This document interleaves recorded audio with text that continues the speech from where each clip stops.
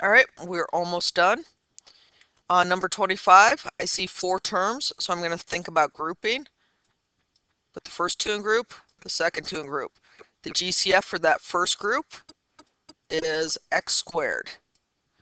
And when I pull an x squared out, I'm going to be left with x minus 3.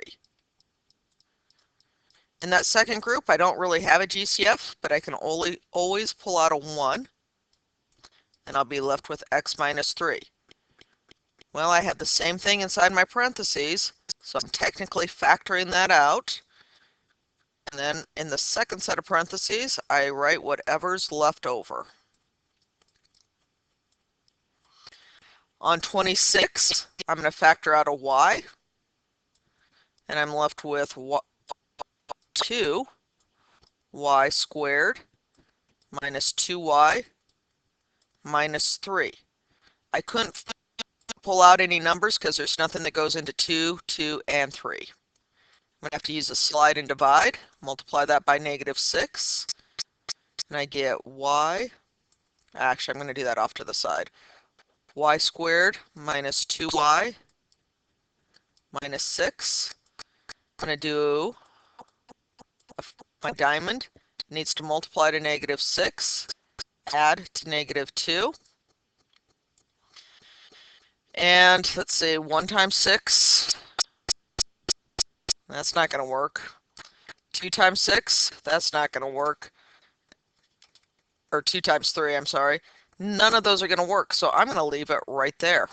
That's as far as I can go, just pulling out a GCF. And sometimes that's the case.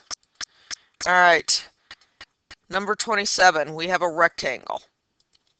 They tell us the length is x plus 4. The area is x squared plus 9x plus 20. We need to find the width. Well, we know length times width. Well, we don't know that width yet, so I need not to get ahead of myself. Equals area.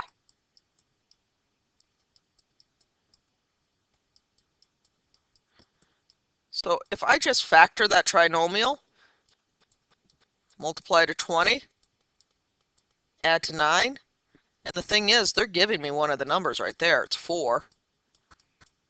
The other number would be 5, so that's going to be x plus 5. So that's the answer to part A right here, x plus 5. For part B, the perimeter, you have to know all the sides, which we do.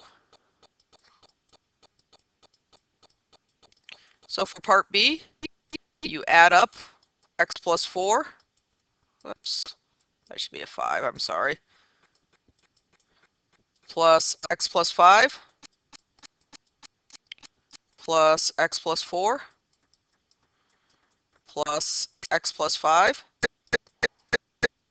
And when you do that, you're going to get 4x plus 18. And there is your perimeter.